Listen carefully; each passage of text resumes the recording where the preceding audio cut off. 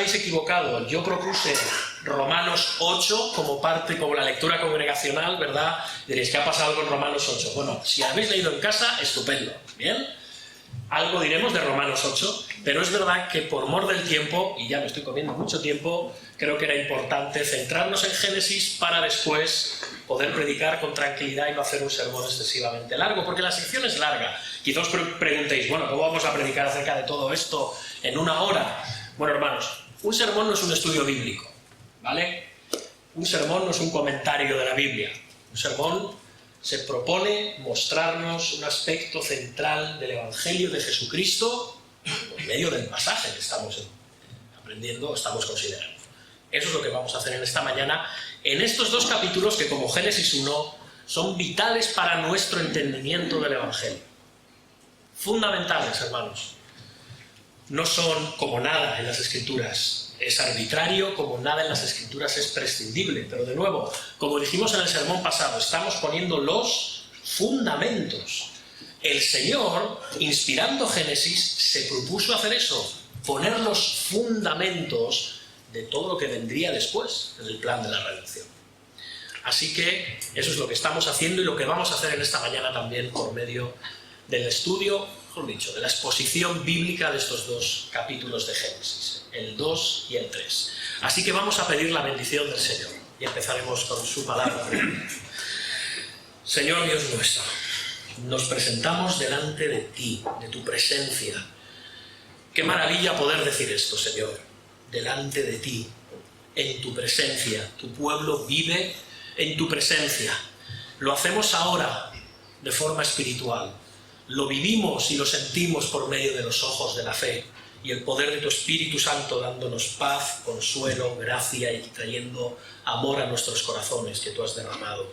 Pero Señor, algún día lo experimentaremos de forma superlativa, tu presencia. Así que ante ti venimos y que tú hoy, Señor, nos muestres por medio de tu palabra todas esas cosas que en nuestra carnalidad tantas veces no somos conscientes, todas esas cosas que son fundamentales para entender tu persona, Señor, tu justicia, pero también tu gracia. Muéstranos a Cristo, Señor, por medio de tu palabra. Úsame a mí, un medio imperfecto y pecador, para traer tu evangelio, tu palabra y tu salvación a esta congregación, porque te lo pedimos en el nombre de Jesús. Amén. Amén, hermanos. Bien, me gustaría empezar haciendo una simple pregunta, seguida de otras más. ¿Es la vida que vives la que deseas? ¿Vives la vida que te gustaría? ¿Es tu matrimonio el que debería ser?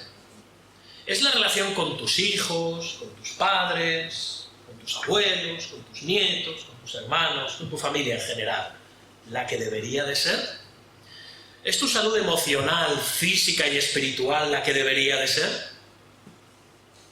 ¿Es tu trabajo satisfactorio completamente? ¿Es esta sociedad la que esperarías? ¿Vivimos en un entorno, en un mundo justo e ideal? Son buenas preguntas, ¿no? Y yo creo que si somos honestos, la mayoría de nosotros diremos que no a todas o a la mayoría de estas preguntas, o no al grado que desearíamos también. Todos tenemos la sensación de que este mundo no es lo que debería de ser. Y esto, de una manera mayor o menor, genera en el ser humano, desde siempre, cierto pozo de desesperanza, cierto pozo de decepción. El hecho de que las cosas no son como deberían ser y no parece que la cosa vaya a cambiar, al menos en el futuro inmediato. De hecho, el sufrimiento de cualquier índole tiene la mayoría de las veces la capacidad de generar desesperanza, o desesperación incluso en muchas personas. Pero a la vez nos hace anhelar algo, un mundo mejor.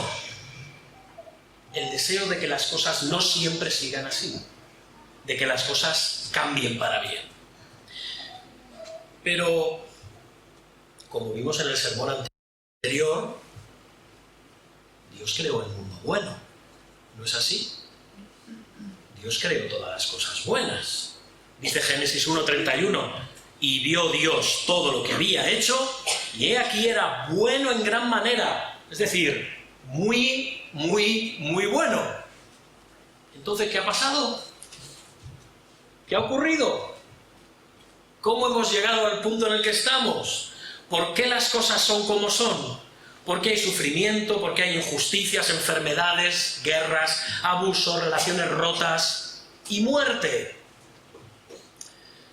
Bien, el propósito del sermón de esta mañana es mostraros que todo el sufrimiento, que toda la injusticia y el dolor de este mundo son el resultado del justo juicio de Dios, pero que al mismo tiempo podemos ver la gracia divina alzándose maravillosamente sobre ese juicio y trayendo verdadera esperanza, no de esa que solamente es una ilusión, una quimera. Y aprovecho para que todos los niños, supongo que todos tenéis ahí vuestros papelitos y vuestras hojas, ¿sí? Estéis pendientes del versículo 15.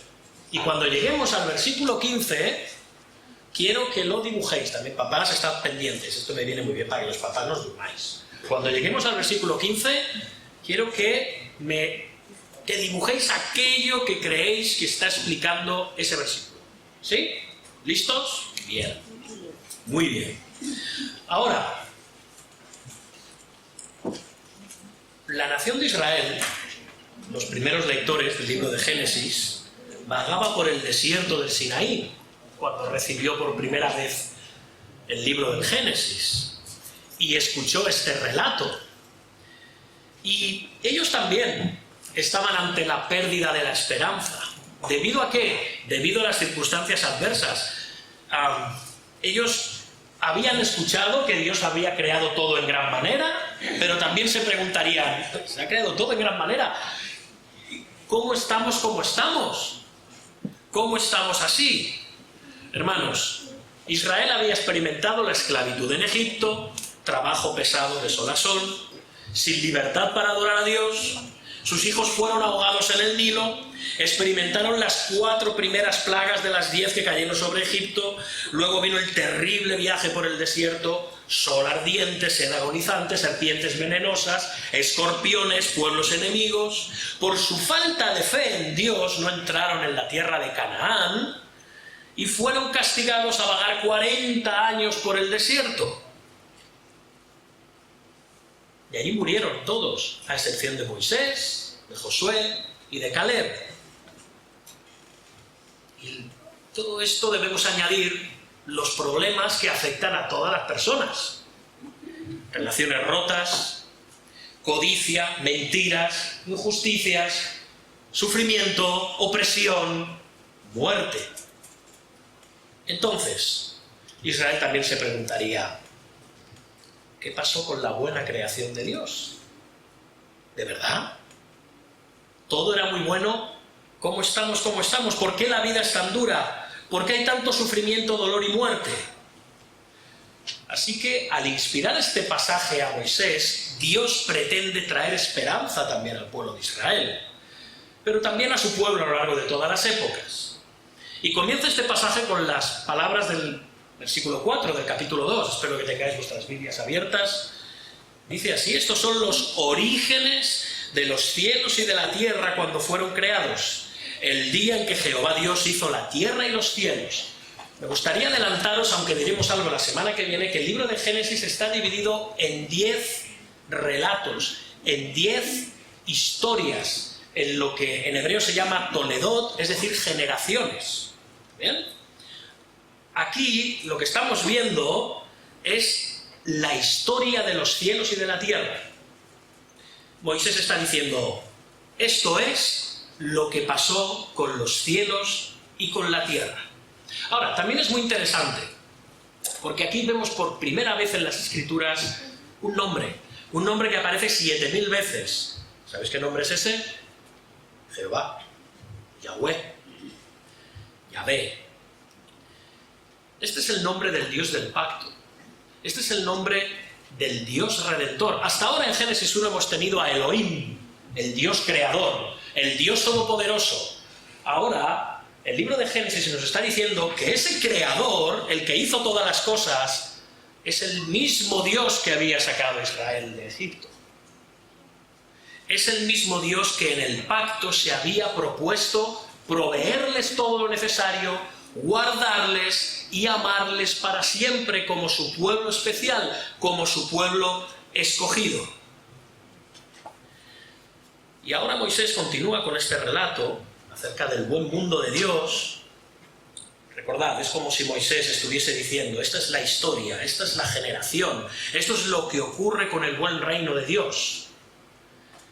Y dice lo siguiente, parece que la flora y la fauna, la vegetación estaba como latente, no acababa de dar todo aquello para lo cual había sido creado. Fijaos, dice que todo estaba como parado, porque Jehová Dios aún no había hecho llover sobre la tierra, ni había hombre para que labrase la tierra.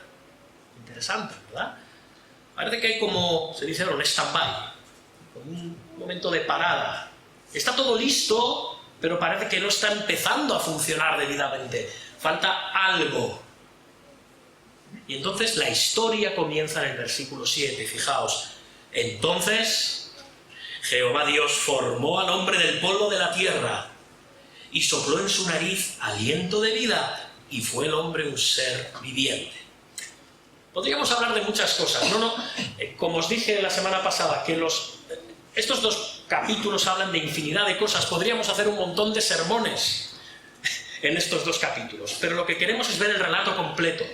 Lo que queremos es que los árboles no impidan que veamos el bosque, que es lo importante, ¿de acuerdo? El punto aquí no es tanto cómo Dios hizo al hombre, sino de qué hizo al hombre. ¿De qué lo hizo? Del polvo de la tierra. El ser humano iba a ser el virrey de la creación. Fue puesto aquí como imagen y representante de Dios en el mundo, pero el hombre no era un Dios, era una criatura. Los reyes de las naciones que rodeaban a Israel eran considerados dioses, ni mucho menos en el caso del hombre que fue creado por Dios. Era una criatura, era Adán, Ha-Adam en hebreo, hecho de Ha-Adamá, el barro de la tierra, arcilla. Así que vemos a Dios como un alfarero, cogiendo el barro y dándole vida. Hermanos, estamos hechos de tierra.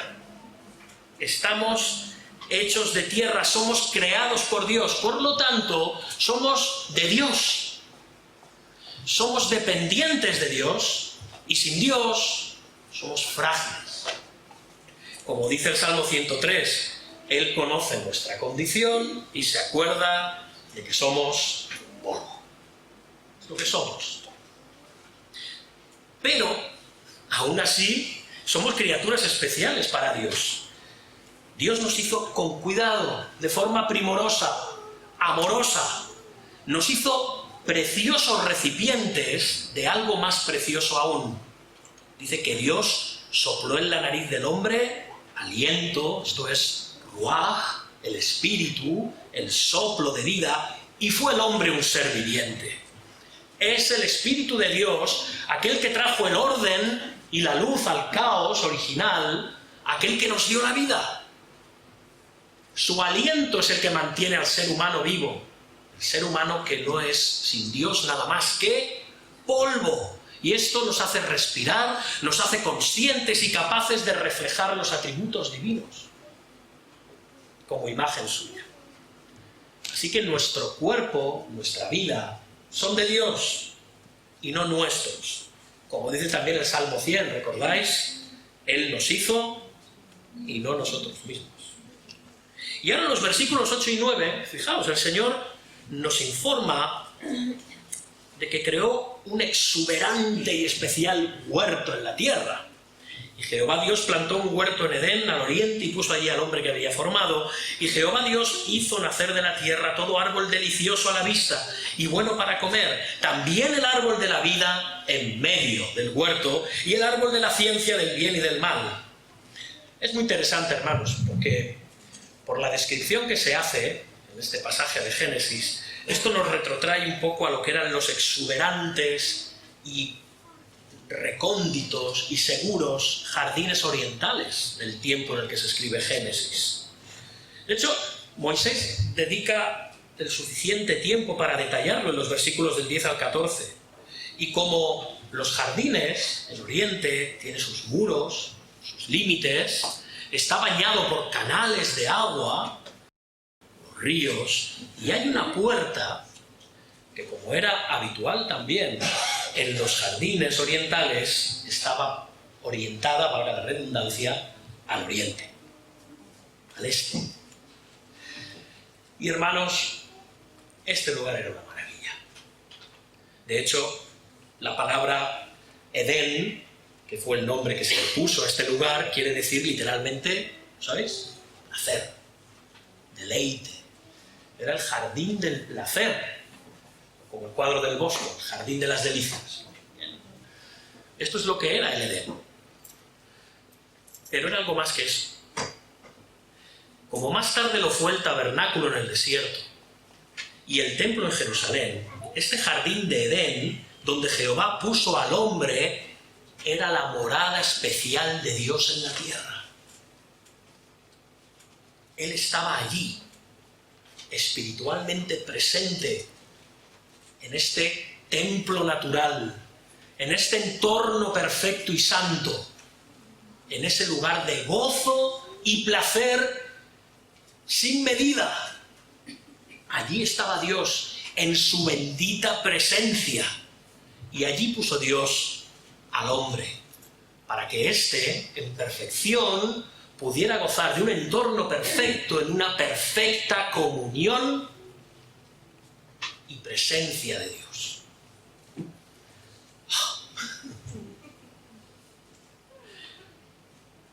Moisés pasa tiempo, si os fijáis, ¿no? Explicando la ubicación del Edén. Para nosotros, hermanos, es imprecisa. Leía nuestro hermano David de los ríos Gihón y Pisón. Hay un Pisón aquí en España, pero no creo que sea ese. Las ubicaciones como Javilá, bueno, aquí tenemos a Ávila, pero creo que tampoco sea la misma, ¿no? Cus, ya nos suena un poco más, no está claro si es Etiopía, Egipto, no está nada claro.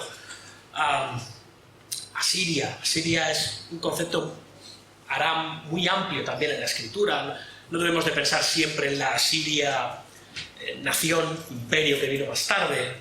Pero sí que es interesante porque el versículo 14 habla de dos ríos que sí que conocemos, el Hidekel, que es el Tigris, ¿bien? Y el Éufrates. Así que esto nos da la idea aproximada de que esto estaba en Mesopotamia, lo que ahora sería Irak o Turquía, en esa zona. Pero en el fondo, hermanos, aunque sí, esto nos da cierta precisión del lugar, esto no es importante. Lo importante era el propósito. Y quiero recalcarlo, hermanos. Este era el lugar en el que el hombre podía vivir en perfecta, buena y santa comunión con Dios. Un lugar lleno de buenos dones y regalos. Fijaos, versículo 9. Ahí había todo árbol delicioso a la vista y bueno para comer. Esto para los glotones está bien, ¿eh? Y en medio del jardín, el árbol de la vida. Un árbol que tenía la facultad de mantener al hombre vivo por siempre. Un árbol que le daba al hombre todo lo necesario para vivir en plenitud, vida. Pero además de eso, Dios le otorga al hombre un trabajo significativo. Versículo 15. Tomó pues Jehová Dios al hombre y lo puso en el huerto del Edén. Adán no entró ahí él solo. Fue el Señor quien le puso allí, quien le dio entrada allí donde él estaba, en su presencia. ¿Y qué dice? ¿Para qué? Para que lo labrara y lo guardase. Dios concibió el trabajo, hermanos, originalmente como un medio para proporcionar al hombre sentido, propósito y poder glorificar a Dios. Este es el origen de lo que nosotros llamamos trabajo. Algo gozoso, algo que nos daba plenitud y sentido.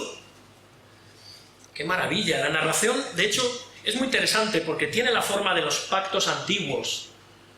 del tiempo en el que Génesis fue escrito. El creador, el rey, se identifica como Jehová Dios, es el Dios hacedor, es el Dios de provisión y explica todo lo bueno que ha hecho para sus súbditos. En los pactos antiguos también había condiciones. Israel estaba familiarizado con eso. Su pacto estaba caracterizado por 10 condiciones, 10 mandamientos que dio Israel como un resumen de toda la ley. Sin embargo, en este pacto solo vemos un mandamiento. ¿Os habéis dado cuenta? Versículos 16 y 17. Y mandó Jehová Dios al hombre diciendo: de todo árbol del huerto podrás comer, mas del árbol de la ciencia del bien y del mal no comerás, porque el día que de él comieres, ciertamente morirás. Un mandamiento. Y esto, en vez de restrictivo, como le puede parecer a algunos, o irrazonable, porque es una prohibición. ¿Para qué? ¿Qué sentido tiene? Bien, en primer lugar, Dios, por medio de este único mandamiento, se está presentando como el soberano y el dueño de aquel lugar y de toda la tierra y del universo, y el único con derecho de determinar lo correcto y lo incorrecto. Él es Dios y no nosotros, pero además de esto hay algo muy interesante. Dios está tratando al hombre como un agente moral, como un agente que libremente puede decidir servir a Dios o no servirle. El hombre no es una marioneta, el hombre no es un títere en las manos de Dios. El hombre es un agente libre de adorar a Dios de forma voluntaria y libre. La pregunta es: ¿qué hará el hombre? Sí, ya sé que la pregunta es un poquito. ¿Qué hará el hombre? ¿Confiará en Dios y le obedecerá? ¿Romperá voluntariamente su comunión con Dios desobedeciendo este simple mandamiento? ¿Qué hará el hombre?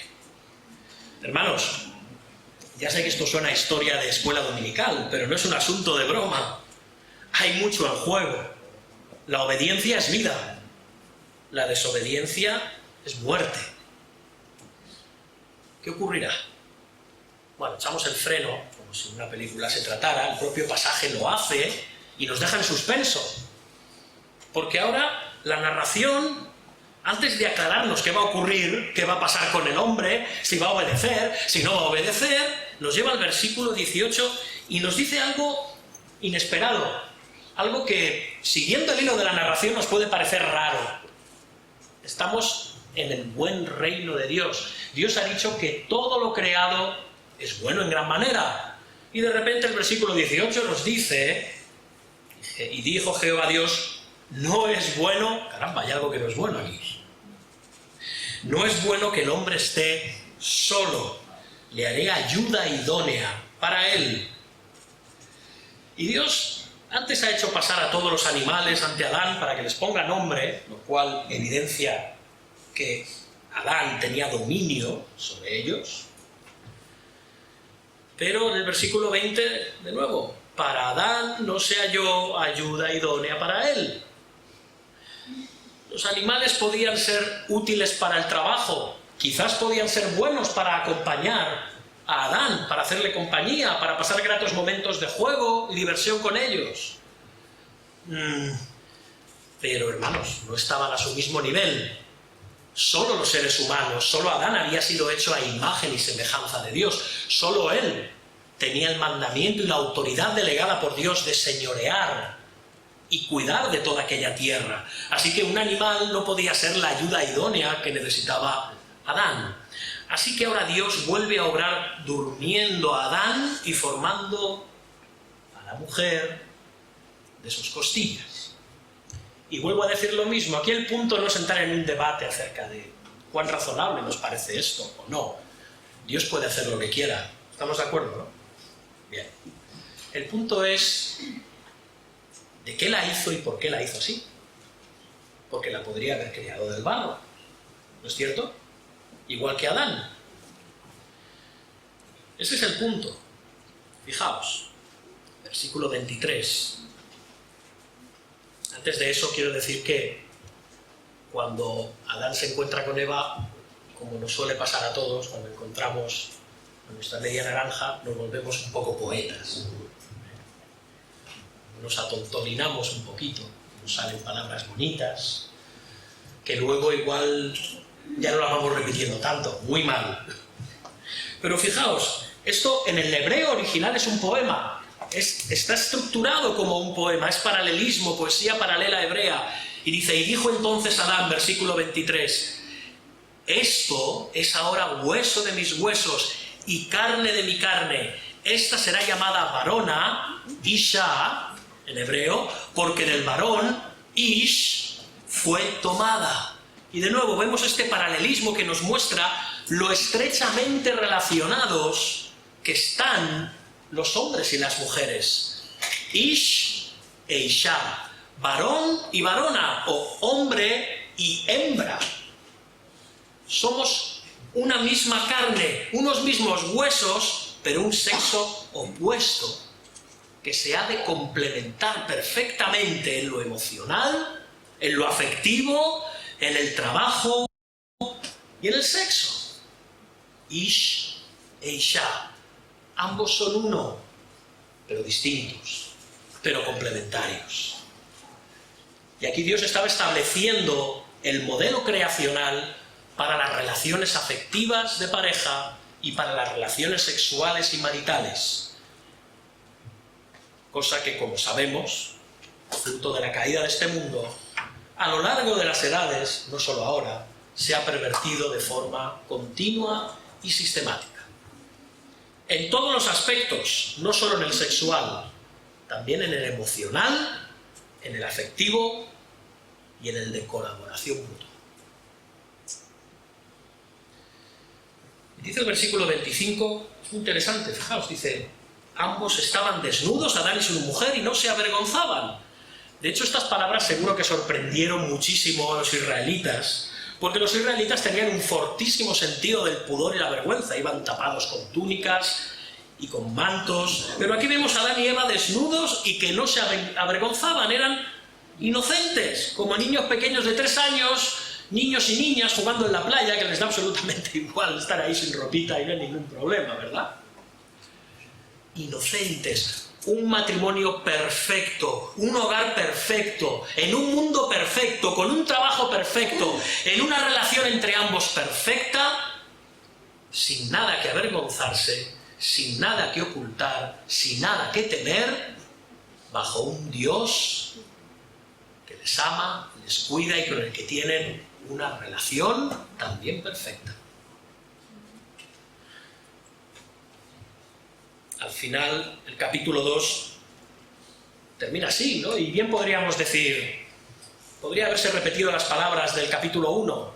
El Señor bien podría mirar hacia atrás a todo lo que ha hecho y decir, he aquí, todo es bueno en gran manera, pero eso no ocurre porque esto está a punto de cambiar drásticamente. Porque se nos va a introducir un nuevo personaje en escena. Si vamos a Génesis, capítulo 3, versículo 1, leemos.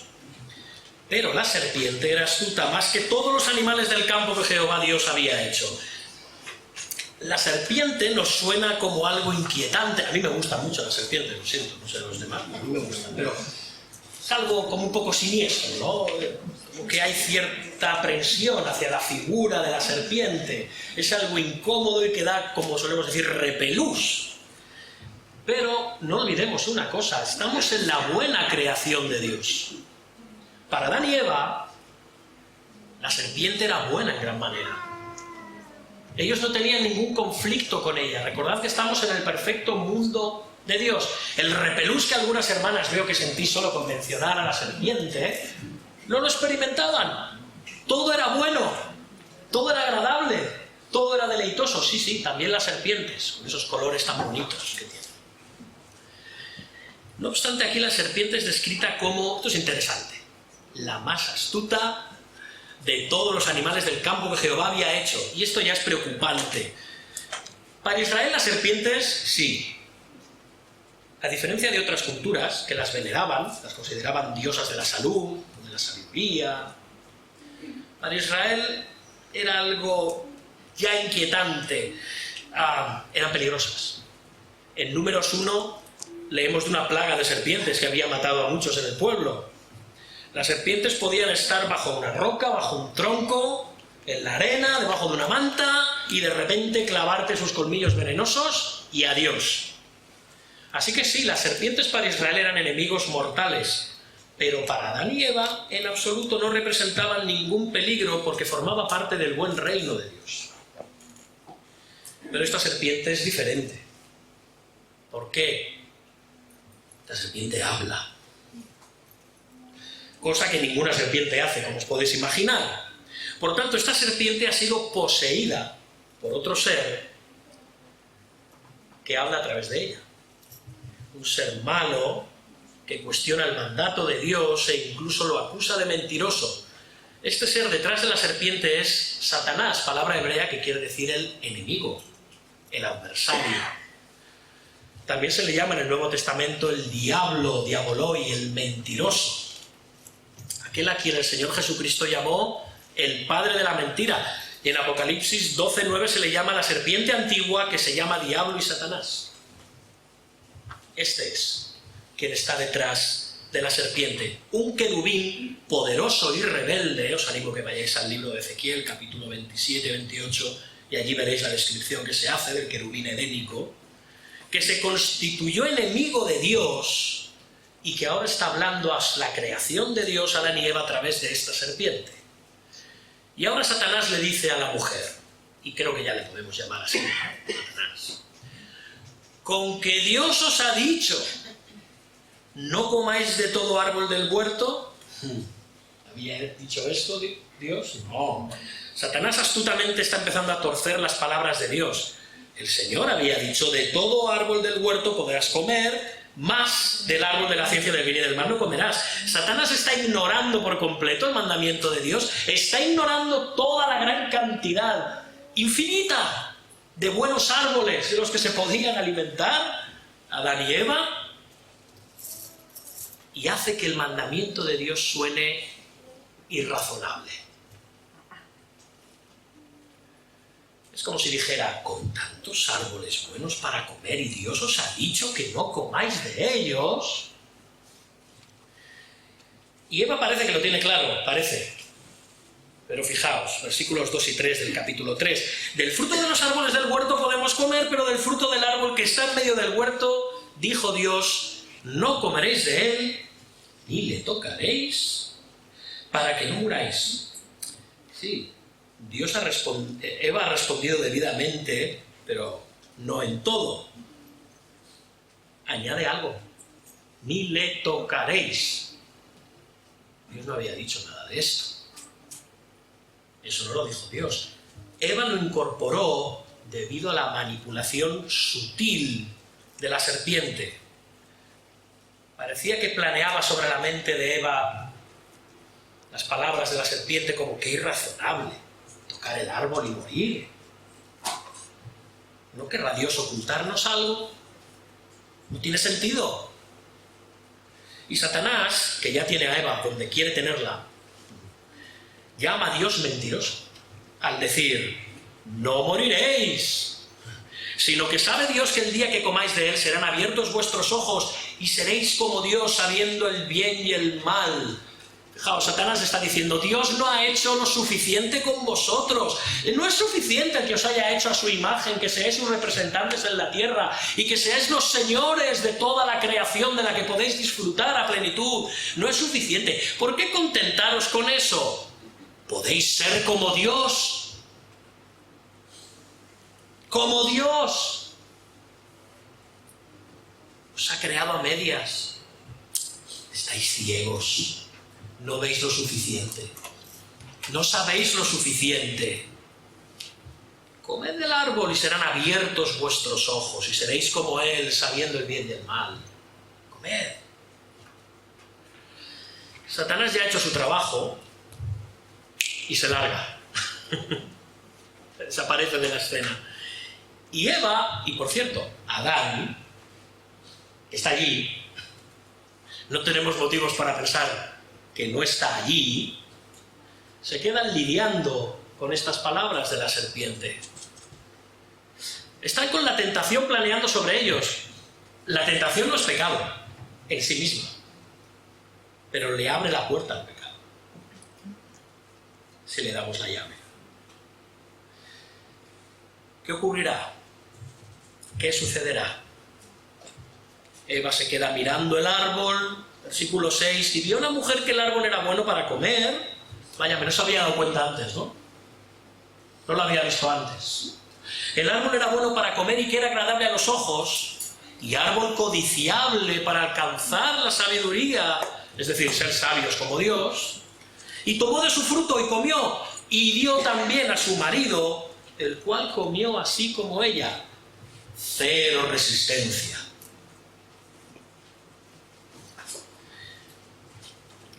Eva había recibido el mandato seguramente de Adán, pero Adán lo había recibido personalmente de Dios. Adán podría haber dicho: no hagas esto, ¿qué dices? ¿Estamos locos? Dios nos dijo que no comiéramos de este árbol. Dios nos ha honrado haciéndonos a su imagen y semejanza. Es el mayor honor para cualquier criatura. ¿Qué más podemos pedir? No debemos tratar de ser como Él. Somos sus criaturas. Él es Dios. Pero Adán guarda silencio, permite que su esposa viole el mandamiento de Dios, y luego él hace lo mismo. Ella tomó de su fruto y comió, y dio también a su marido, el cual comió así como ella. El hombre quiere ser como Dios. No confía en la bondad de Dios. Y así el pecado entra en el mundo perfecto de Dios. Hay rebelión en el buen reino de Dios. Y esto tiene consecuencias terribles, consecuencias inmediatas entonces, pero que tienen su eco aún hoy en día. Versículo 7 dice: fueron abiertos los ojos de ambos y conocieron que estaban desnudos. Entonces cosieron hojas de higuera y se hicieron delantales. El primer resultado del pecado, hermanos, es la pérdida de la inocencia, de la pureza. La vergüenza se apodera del corazón, se avergüenzan de sus cuerpos, se esconden y se tapan el uno del otro. Su matrimonio perfecto se ha resquebrajado. El segundo resultado del pecado es el siguiente. Versículo 8. Oyeron la voz de Jehová, que paseaba en el huerto, al aire del día, y el hombre y su mujer se escondieron de la presencia de Jehová Dios entre los árboles del huerto. Miedo a Dios. Miedo. La inocencia se ha pervertido en culpa y en miedo. La perfecta comunión con Dios también se ha roto. Dios no mentía, aunque sus cuerpos continuaban funcionando y existiendo, ambos estaban muertos porque estaban desconectados espiritualmente de Dios, que les había dado el aliento de vida. Sin embargo, el Dios del pacto, en su fidelidad, no se rinde. Jehová les busca a estos dos temorosos seres creados por Él, a estos dos desobedientes, y les dice, fijaos, los busca y le dice: ¿dónde estás tú? ¿Qué pasa? ¿Que el Señor no sabía dónde estaba Adán? ¿Debajo de qué matorral o de qué tronco se había escondido? Claro, lo sabía, por supuesto. Pero Dios sabe que Adán ha pasado a otro estado.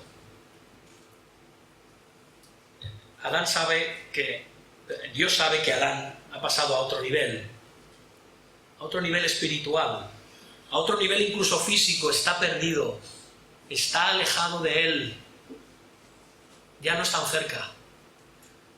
Y responde Adán: oí tu voz en el huerto y tuve miedo porque estaba desnudo y me escondí. Y Dios le dijo: ¿quién te enseñó que estabas desnudo? ¿Has comido del árbol que yo te mandé que no comieses? Caramba, ¿cómo nos recuerda esto a cómo tratamos con nuestros hijos, ¿no? Cuando son pequeñitos.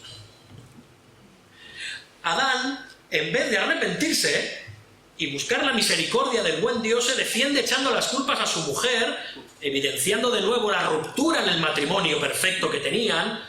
Pero atención, culpando también a Dios, evidenciando también la ruptura en la relación con Dios. Cuando dice, la mujer que me diste por compañera me dio del árbol y yo comí.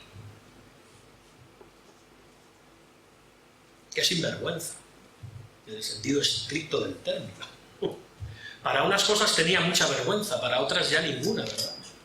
La mujer que me diste, ¿qué saldo es este? Ella me dio a comer. Pero esperad, que Eva no se queda corta. Versículo 13. Entonces Jehová Dios dijo a la mujer, ¿qué es esto que has hecho? Y dijo la mujer, la serpiente me engañó y comí. Se echan la culpa los unos a los otros, nadie se responsabiliza ni reconoce su propio pecado, como ocurre entre matrimonios, familias y todas las relaciones cuando hay conflicto. No hay arrepentimiento alguno. Pecado. Y tras esta bochornosa situación,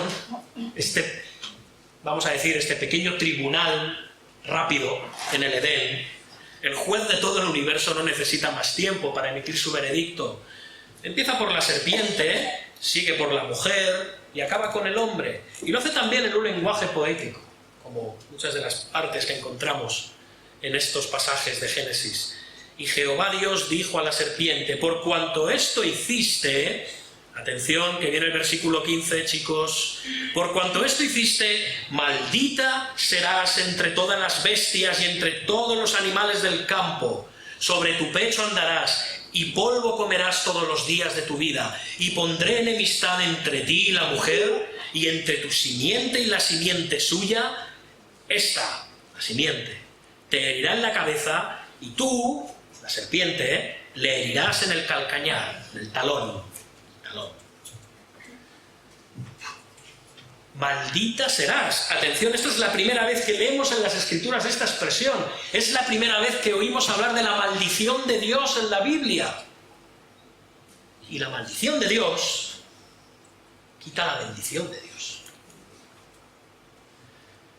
En el relato de la creación de Génesis 1 vemos a Dios bendecir 3 veces a los animales, a los seres humanos y al séptimo día. Ahora vamos a ver en la caída a Dios maldiciendo a la serpiente, a la tierra y más tarde al primer asesino, Caín. Y tras maldecir a la serpiente, Dios va hacia la mujer, pero no la maldice, la castiga. La castiga permanentemente en su papel de madre y esposa. Multiplicaré en gran manera los dolores de tus preñeces, con dolor darás a luz los hijos, y tu deseo será para tu marido, y él se enseñoreará de ti. Eva debería haberse sentido plena, realizada y feliz como madre, pero ahora ser madre le va a acarrear dolor. La mujer debería haber sido feliz, señoreando sobre la tierra junto a su esposo, en colaboración con él sobre toda la creación, pero ahora ella deseará dominar a su marido y sin embargo lo único que va a experimentar es la tiranía despótica del hombre sobre ella. Ese es el resultado de la caída para la mujer, dolor en la maternidad y lucha infructuosa por el poder en el matrimonio. Y finalmente Dios se dirige a Adán, a quien tampoco maldice, pero de nuevo castiga en su papel de proveedor y cabeza de la raza humana. Versículos 17 al 19, y al hombre dijo, por cuanto obedeciste la voz de tu mujer y comiste del árbol que te mandé diciendo, no comerás de él, maldita será la tierra por tu causa, con dolor comerás de ella todos los días de tu vida, espinos y cardos te producirá, y comerás plantas del campo. Con sudor de tu rostro comerás el pan hasta que vuelvas a la tierra, porque de ella fuiste tomado, pues polvo eres, y al polvo volverás. Y este, hermanos, amigos, es el juicio más doloroso de todos. En lugar de vivir en un paraíso lleno de bendición, la humanidad descendiente de Adán vivirá en una tierra maldita. El trabajo que debería haber ocasionado deleite continuo, logro, será duro, será agotador, será frustrante muchas veces, será difícil, será doloroso.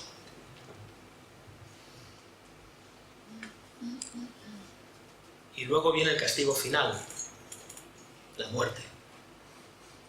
La muerte. Volver a la tierra de la que fuimos tomados. Porque como dice Romanos 6:23, la paga del pecado es muerte. Este es el resultado de la caída, una tierra a la que Dios sujetó a la maldición por causa del pecado. Por eso vives en el mundo en el que vives. Por eso vives en un mundo en el que hay dolor, dificultades, peleas, relaciones rotas, enemistad, luchas, enfermedades, muerte. Ruptura en la relación del ser humano con la creación, ruptura en la relación del ser humano con su prójimo, en la familia, en el matrimonio, en el trabajo, en el propio corazón de cada persona y lo más importante, ruptura en la relación con Dios. Y esto genera en los corazones gran desesperanza. Ese fue el juicio de Dios en el Edén. Pero Dios en el Edén no solo emitió un juicio también, vemos un rayo de esperanza. Dice Romanos 8:20, ¿recordáis? Porque la creación fue sujeta a vanidad, a futilidad, a inutilidad, a algo que no vale, a algo transitorio y pasajero, a algo difícil de explicar y de contener y de entender. La creación fue sujetada a vanidad, no por su propia voluntad, sino por causa del que la sujetó en esperanza. Estas mismas palabras de maldición a la serpiente, volveremos a ellas un poquito más tarde, en estas palabras Dios está introduciendo la esperanza. Versículo 15, y pondré enemistad entre ti y la mujer, y entre tu simiente y la simiente suya, esta te herirá en la cabeza y tú le herirás en el calcañar, es decir, en el talón. Dios establece una enemistad entre la serpiente y su simiente, o sea, sus descendientes, y la mujer y su simiente, sus descendientes. Una batalla larga, una batalla mortal, pero casi parece un empate, ¿os habéis fijado? ¿No? ¿Os fijáis? Dice, esta, la simiente, te herirá en la cabeza, y tú, la serpiente, le herirás en el talón. Pero hay esperanza de que la descendencia de la mujer ganará, porque Dios ha maldecido a la serpiente y no ha maldecido a la descendencia de la mujer, ni a la propia mujer. Fijaos esta maldición: maldita serás entre todas las bestias y entre todos los animales del campo, sobre tu pecho andarás y polvo comerás todos los días de tu vida. La serpiente, Satanás y su descendencia, que están malditas, serán derrotadas porque la serpiente morderá el polvo. Y algo que está maldito está destinado al fracaso. Y Satanás está maldito. Veremos en breve cómo, pero mientras tanto, la realidad es que el castigo por el pecado debe ser soportado, ¿no? Aquí estamos. Dios vuelve a hablar consigo mismo en su perfecta relación trina, como vimos en el pasado sermón. Una relación santa, una relación perfecta que ninguna rebelión ni ningún enemigo puede alterar o pervertir. Y dice, he aquí el hombre es como uno de nosotros, sabiendo el bien y el mal. Es decir, los seres humanos han vuelto independientes, quieren seguir sus caminos. Ahora pues, que no alargue su mano y tome también del árbol de la vida y coma y viva para siempre. Esto es curioso, porque te puedes imaginar a las personas más terribles que te pasen por la cabeza. Imagínatelas. Y han habido muchas de las que ni sabemos y que no son populares, ni salen en los libros de historia. Personas egoístas, perversas, malas, rebeldes, codiciosas. ¿Te las puedes imaginar viviendo para siempre? ¡Qué horror!, ¿no? ¡Qué horror! Sí, la muerte es un castigo, pero también es una protección de Dios para este mundo caído. Ese árbol en medio del Edén daba vida. Dios terminó con ese regalo, con ese don precioso para los hombres. Y sigue el castigo divino en el versículo 23. Y sacó Dios al ser humano, es decir, Jehová del huerto lo sacó, del huerto del Edén lo sacó, para que labrase la tierra de que fue tomado. Lo sacó. La expresión en hebreo es más fuerte. Literalmente es, lo echó, lo sacó fuera. ¿No se os han echado a cajas destempladas a algún sitio? ¡Afuera! Bueno, lo sacó. Literalmente podemos decir que lo desterró del Edén. Lo sacó por la puerta oriental, la única puerta de entrada y salida al Edén. Lo echó fuera. Y este es el verdadero cumplimiento de la sentencia divina. El verdadero drama del ser humano, ¿sabéis cuál es? Estar alejados de la presencia de Dios. Ese es el verdadero castigo, la ruptura de nuestra relación perfecta, santa y buena con Dios. Esa es la verdadera muerte. Y ya no hay forma para Adán y Eva de volver a Edén. Se acabó. De nuevo, echó pues fuera al hombre y puso al oriente del huerto del Edén querubines. Querubines son ángeles, ángeles muy poderosos, guardianes celosos de Dios y de su soberanía, y de sus planes y de su propósito. Puso esos querubines con una espada encendida que se revolvía por todos los lados para guardar el camino del árbol de la vida que estaba en el centro del Edén.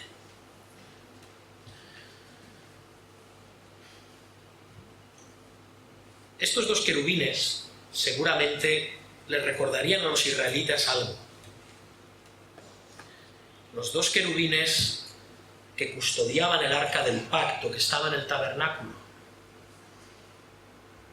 Esa arca del pacto, con la luz shequina que brillaba sobre ella, representaba la mismísima presencia de Dios en su morada, en el tabernáculo y en el templo. Pero además, en la cortina que separaba la entrada a donde estaba el arca, también había grabados querubines.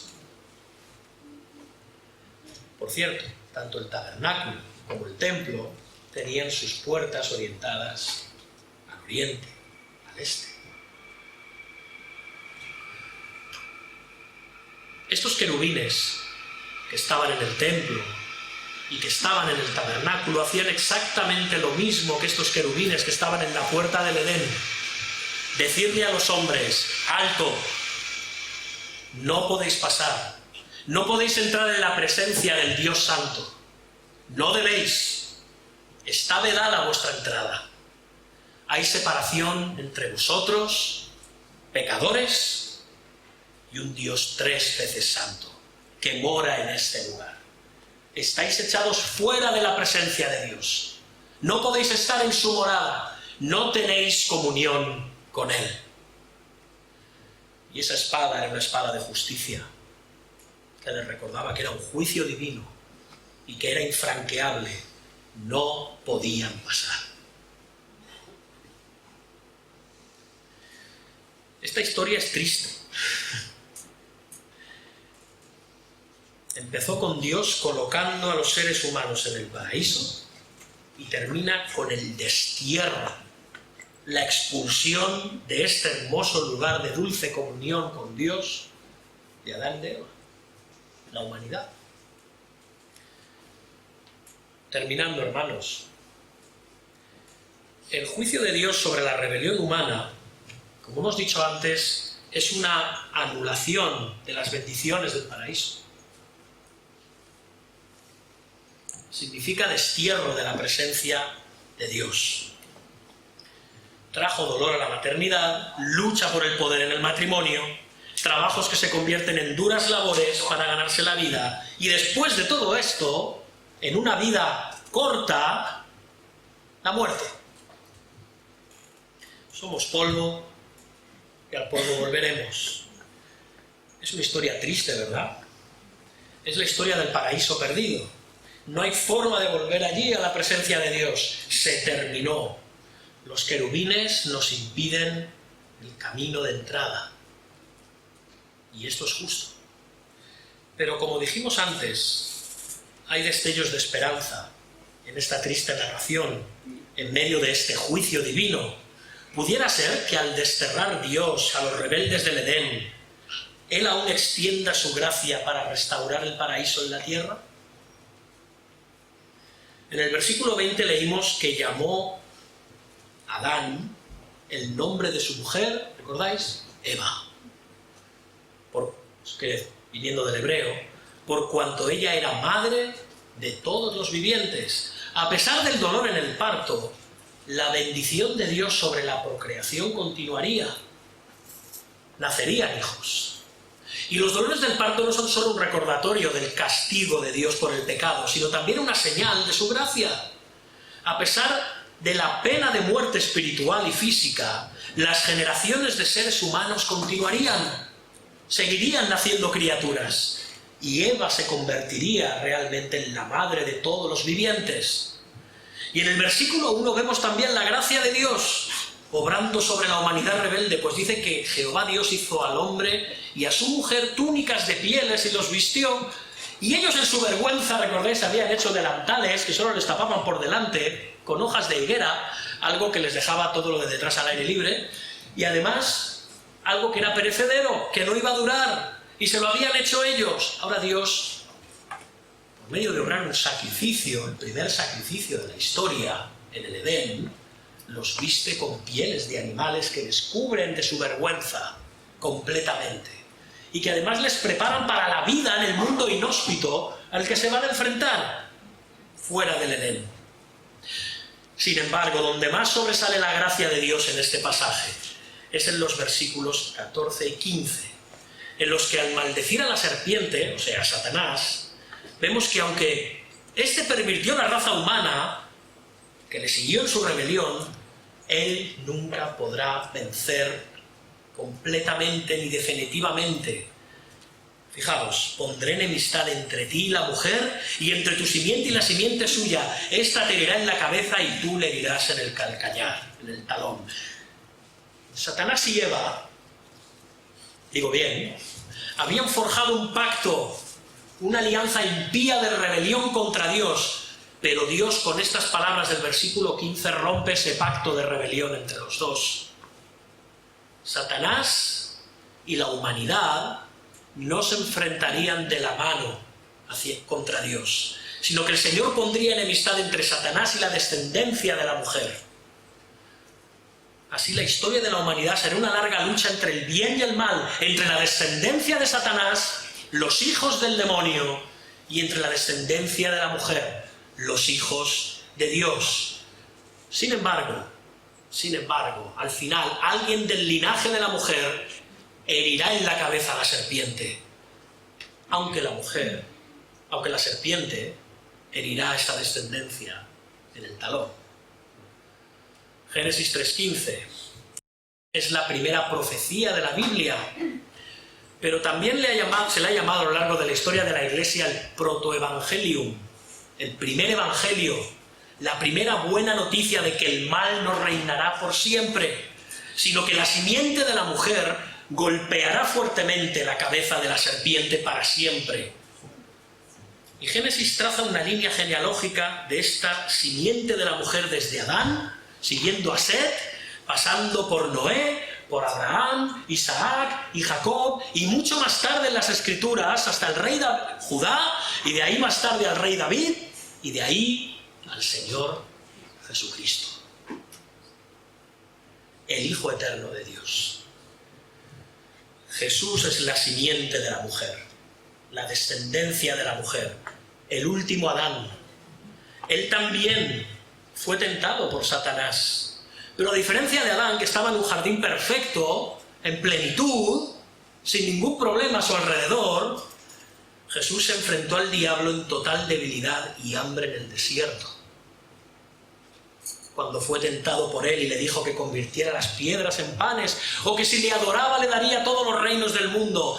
Y allí, en debilidad, el perfecto Hijo de Dios, el último Adán, uno que no estaba en un jardín, sino que estaba en un desierto, fue fiel hasta el final y dijo: vete, Satanás, porque escrito está, al Señor tu Dios adorarás y a Él solo servirás. Qué distinto sería todo si Adán no hubiese pronunciado estas palabras, ¿verdad? Pero tuvieron que pasar siglos para que el Hijo de Dios, el último Adán, las pronunciara. En debilidad resistió las tentaciones de Satanás y venció. Pero Satanás aún tenía una picadura venenosa reservada para el Hijo de Dios, para la descendencia de la mujer. Instigada por Satanás, la humanidad mató a Jesús. La creación mató al Creador. Parecía una derrota. La simiente de la mujer ha muerto. Sin embargo, sucedió algo increíble. El Evangelio de Mateo informa que cuando Jesús exhaló su último aliento en la cruz del Calvario, he aquí el velo del templo se rasgó en dos de arriba a abajo. Esa cortina en la que había querubines que impedían la entrada a los pecadores a la presencia de Dios, se rasgó en dos.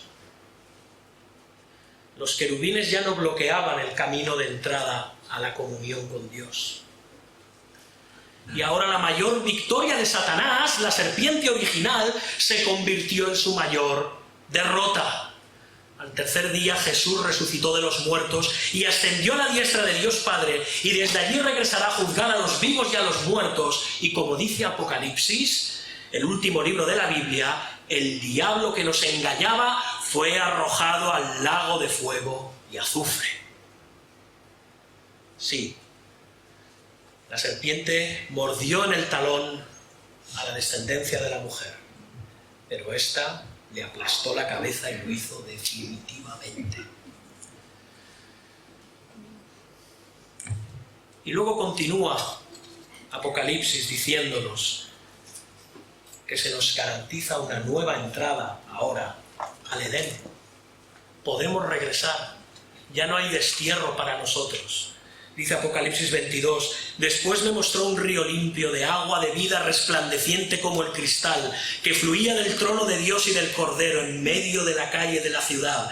Y a uno y otro lado del río estaba el árbol de la vida, que produce 12 frutos, dando cada mes su fruto. Y las hojas del árbol era para la sanidad de las naciones. Y no habrá más maldición. Y el trono de Dios y del Cordero estará en ella. Y sus siervos le servirán. Bienaventurados los que lavan sus ropas para tener derecho al árbol de la vida y para entrar por las puertas de la ciudad. El paraíso ya no es un lugar sin retorno. Ya no vivimos en un destierro, hermanos, hermanas. En medio del juicio y la maldición, Dios proveyó su asombrosa gracia, un camino para que regresemos al Edén. Y lo ha hecho a través de Jesucristo, quien no solo cubrió nuestros pecados con su muerte en la cruz, como esas ropas que cubrieron la vergüenza y el pecado de Adán y de Eva, no, sino que también Él es el árbol de la vida. En medio del jardín, dijo que si comíamos de Él, tendríamos vida, vida eterna. Él es la esperanza y el consuelo para todos los que estamos viviendo entre la caída y el regreso de Cristo en gloria. La entrada al Edén ya ha comenzado, iglesia. Ya estamos entrando en el Edén. Si nos arrepentimos de nuestro pecado, desobediencia y rebelión a Dios y creemos en la muerte a favor de nosotros, de la simiente de la mujer, Jesucristo, la comunión con Dios empezará a ser restaurada. Primero espiritualmente, por medio de Jesucristo, otorgándonos vida eterna, perdón de pecados, haciéndonos hijos de Dios de nuevo. Y Jesucristo así nos rescata del destierro, del pecado y de la muerte. Y entraremos en ese nuevo Edén de forma definitiva y completa cuando el Señor regrese, en los nuevos cielos y la nueva tierra, un paraíso restaurado. ¿Dónde? Disfrutaremos, gracias a Jesús, el árbol de la vida, de lo más importante que perdimos. Lo más importante que perdimos. Vivir en la presencia de Dios por toda la eternidad. Amén. Amén. Vamos a orar, hermanos. Bendito seas, Dios y Padre. Ante ti venimos, agradeciéndote que por medio de Jesucristo, el árbol de la vida, por medio de su muerte en la cruz, nosotros ahora podamos entrar a tu bendita presencia, podamos entrar en tu reino, espiritualmente y algún día completamente, en cuerpo y en alma, Señor. Bendito seas por entregarnos a tu Hijo para redención nuestra. Gracias por abrirnos las puertas a tu santo templo, a tu santa morada, a tu santa presencia. Y te pedimos perdón por todos nuestros pecados de los que nos queremos arrepentir. Presentamos delante de ti, sabiendo que por medio de comer del árbol de la vida, creyendo que comiendo de Cristo tenemos vida, estaremos contigo por toda la eternidad, Señor. Te ruego que este mensaje de gracia en medio del juicio y de salvación sea para bendición de nuestra Iglesia y también para todos aquellos, mayores y jóvenes, que están sin ti en este mundo. Que tú llegues a tenerlos a ellos también en tu bendita presencia, que ellos lleguen a comer también de ese árbol de la vida y a ser cubiertos por la justicia perfecta de Jesucristo. Porque te lo pedimos en el nombre de Jesús. Amén.